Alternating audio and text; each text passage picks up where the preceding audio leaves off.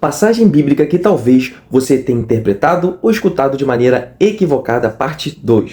Bom, tem um texto na Bíblia, inclusive está lá no livro do meu xará, profeta Isaías, que a gente ouve por aí algumas pessoas falando, a gente vê esse versículo presente em algumas conferências, em alguns cultos, em algumas festividades e congressos, e que muitas vezes é interpretado e mencionado de maneira equivocada, não respeitando assim um contexto em que ele está presente. Que versículo é esse? Bom, capítulo 41 de Isaías, versículo 6, diz assim para nós: um ajuda o outro e diz ao seu próximo, seja forte. Nas versões mais antigas, e é o que na verdade popularizou mais do Brasil, é a seguinte fala: e um ao outro ajudou e disse, esforça-te. Bom, já vi muitas vezes, muitas pessoas utilizando esse versículo para se referir à comunhão dentro da comunidade cristã, uma palavra de incentivo e de ajuda entre irmãos, um versículo que orienta os irmãos a estarem unidos e um ajudando o outro, um tentando esforçar, ou melhor, um tentando incentivar que o outro se esforce.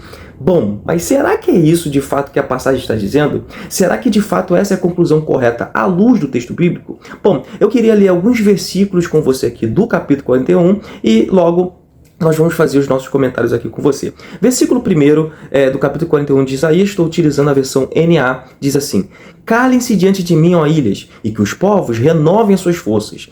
Que se aproximem e então falem, vamos nos reunir para o julgamento. Versículo 2: quem fez surgir no Oriente, aqui no caso é Ciro, rei da Pérsia, aquele a cujos passos segue a vitória. Quem lhe integra as nações e faz com que os reis se submetam a ele. Com a sua espada, ele os transforma em pó, e com o seu arco em palha que o vento dispersa. Versículo número 4. Quem fez e executou tudo isso? Aquele que desde o princípio tem chamado as gerações à existência. Eu, o Senhor, o primeiro e aquele que estará com os últimos, eu mesmo. Versículo número 6. Um ajuda o outro e diz ao seu próximo, seja forte. Versículo 7. O artífice anima o ourives e o que trabalha com martelo encoraja o que bate na bigorna, dizendo que a soldagem foi bem feita. Então fixam tudo com pregos para que não oscile. Versículo número 8. Mas você, Israel, meu servo, você, Jacó, a quem escolhi, você, descendente de Abraão, meu amigo, você a quem eu trouxe dos confins da terra e chamei dos seus cantos mais remotos, e a quem eu disse, você é meu servo, eu o escolhi e não rejeitei. Não tema, porque eu estou com você. Não fique com medo, porque eu sou o seu Deus.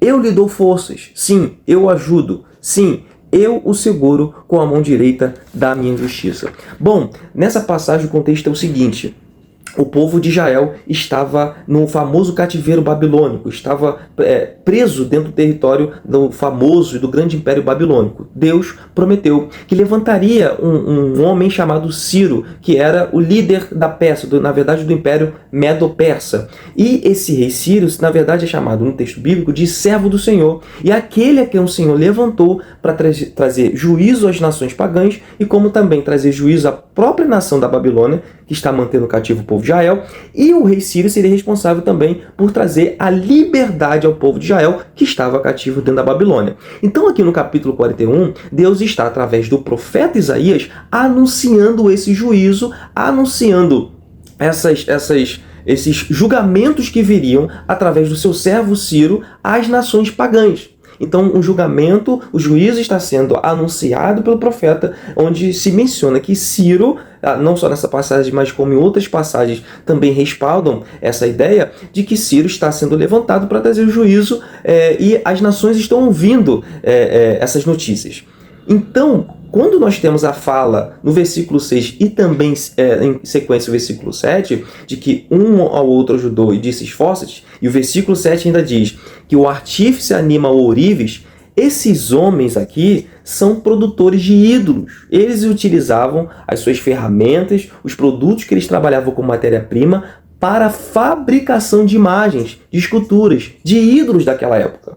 Então essa fala presente no versículo 6 nada tem a ver com comunhão entre o povo de Israel, nada tem a ver com uma fala de ânimo entre irmãos na igreja. Pelo contrário, essa fala é a fala de dois idólatras que estão ouvindo as palavras do profeta, estão ouvindo as palavras do juízo de Deus e sabendo que Ciro está vindo em nome de Deus trazer julgamento às nações pagãs, eles estão recorrendo ao método que sempre fizeram: construir levantar deuses, levantar esculturas para tentar combater a fúria desse rei que está levantando contra a sua nação. Então, quando o versículo diz, quando o texto está dizendo que um ao outro ajudou e disse esforça-te, é um idólatra falando para o outro, vamos nos esforçar, porque Deus está vindo aí com a sua ira, está levantando Ciro contra as nossas nações, vamos construir os nossos deuses, porque era uma prática muito comum nessa época, para você combater uma investida de um inimigo, ou para você trazer talvez coisas boas para a sua nação.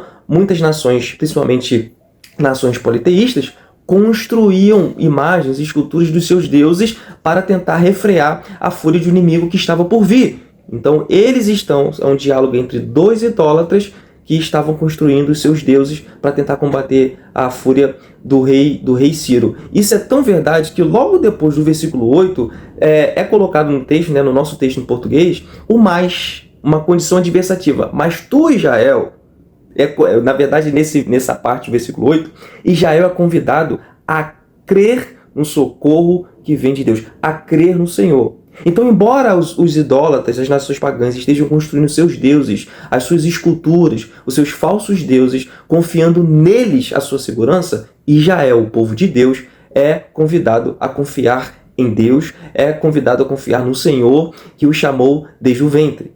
Então, essa passagem, esse versículo, não pode ser tirado do seu contexto, e quando ele é tirado do seu contexto, nós vemos os equívocos que nós ouvimos, né, por aí. Então, nesta passagem, é uma fala de dois idólatras que estão construindo deuses para si, para combater a ira de Yahvé e o avanço de Ciro contra as suas nações. Bom, para estes e mais conteúdos, eu te convido a compartilhar, a curtir e também a nos seguir, né, se inscrever aqui no nosso canal, tá bom?